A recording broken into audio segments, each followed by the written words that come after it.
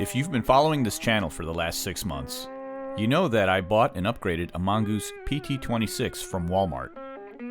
At some point after the build, I decided that I would give this bike away to a charity or someone in need. But for months I struggled to find the right home for it. The bike is too new to send to Goodwill, and not fancy enough to raffle off. Well, now I finally found the perfect home for this bike.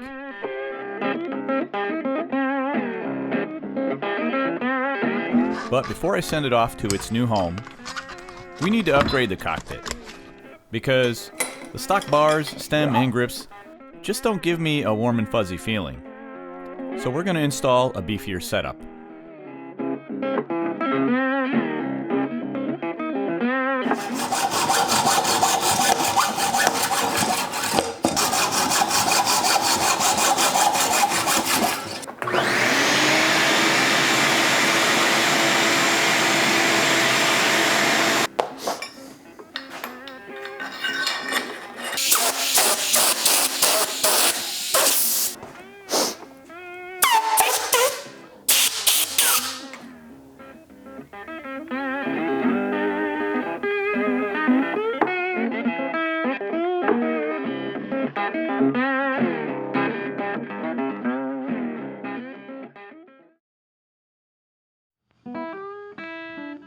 I had researched a lot of charities, everything from local trail groups to international aid organizations.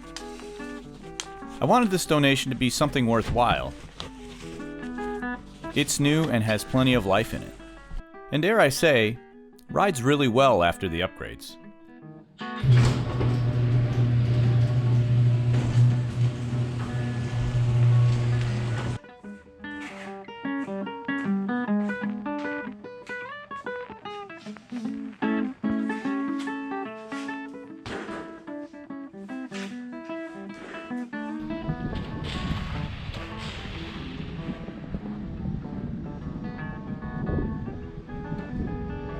This charity is perfect. So perfect, in fact, that I can't believe I didn't think of it.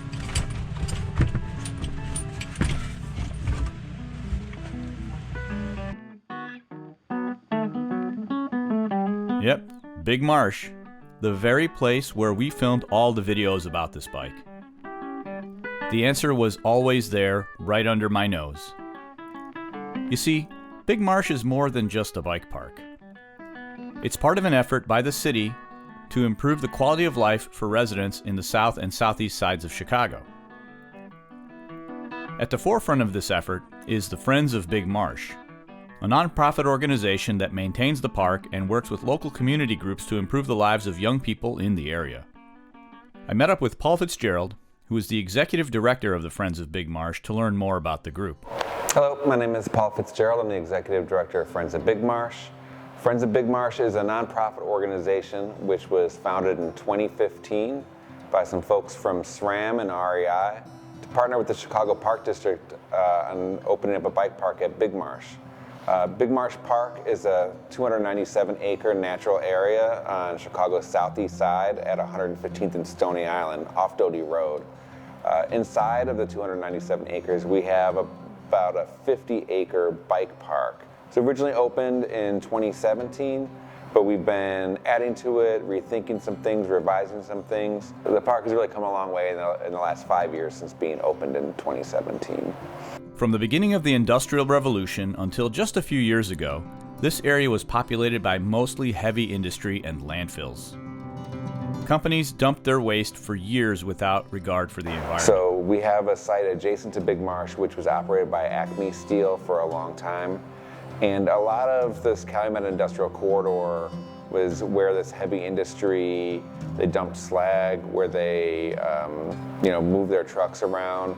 A lot of this area was considered brownfields after that industry shut down.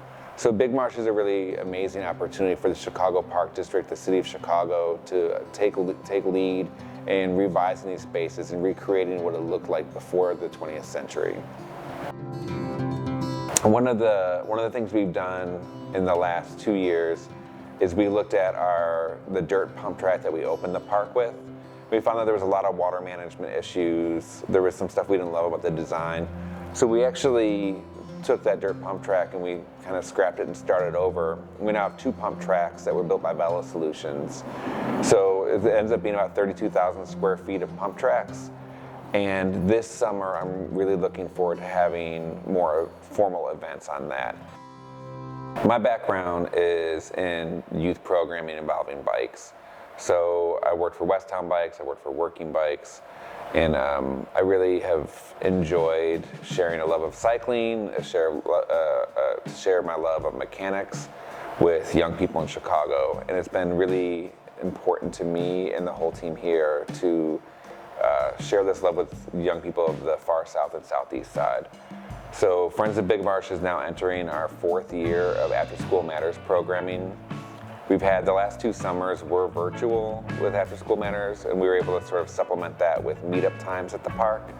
But this year's actually, this spring, March 3rd, we're going to be starting our first spring program through After School Matters, and it will be the first youth program hosted here at the Ford Calumet Environmental Center. I'm really thrilled that we could just run these programs here. And these are programs that introduce young people and provide a stipend so they can learn about stewardship, about cycling, about racing, and also learn about exploring their neighborhoods through biking. The area has several green spaces beyond Big Marsh, but the challenge has been to connect all of these areas by bicycle. I think it's always important to do community asset mapping. That's why we have to talk about Indian Ridge Marsh and Dead Stick Pond and Steelworkers Park if we talk about Big Marsh, right? That's why we have to bring up Gately Park when we talk about the Pullman National Monument, is we do have assets in our communities. And I enjoy working with young people to figure out how they can access those safely on a bike. So sometimes it's tricky. Again, a lot of this area still is suffering from the transportation design that favored heavy industry in the 20th century. I'm also really excited about a program that SCA, the Student Conservation Alliance, piloted last year, which focuses on bike trail building. SCA has a long history of trail building. This is one of the first programs that's specifically about bike optimized trail building. The program in the fall, we had 15 teens. They all got new bikes from Trek. They also made $15 an hour, which is the Chicago minimum wage, to learn about how to build bike trails. So we're bringing that back in the spring. That program exclusively hires young people from the area. I heavily encourage any young people from these communities, get involved with After School Matters, get involved with SCA. So this year we had our 4th annual Birds, Bikes, and Beats. You know, this is something that actually brings in these traditionally siloed groups of BMX cyclists and bird watchers. And the beats are provided by some of our local DJ talent. And I think it's important that we just celebrate that we have these spaces that all these cultures can come together.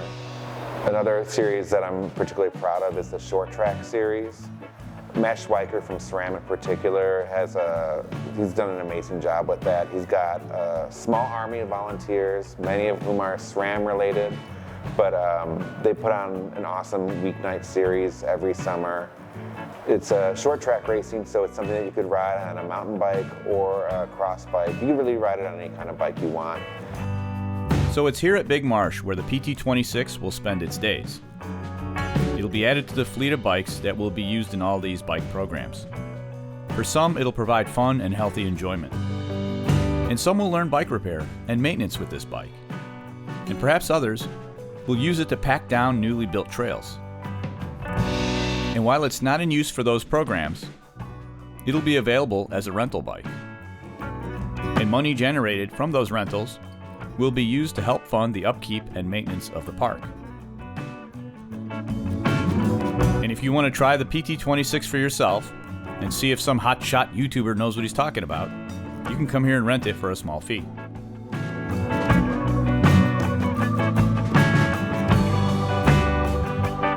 Big Marsh is an unlikely natural oasis in an unlikely place, let alone a bike park. But it continues to grow and thrive thanks to the efforts of some dedicated people in the local community. If you'd like to help, I've put links to the Friends of Big Marsh website in the description.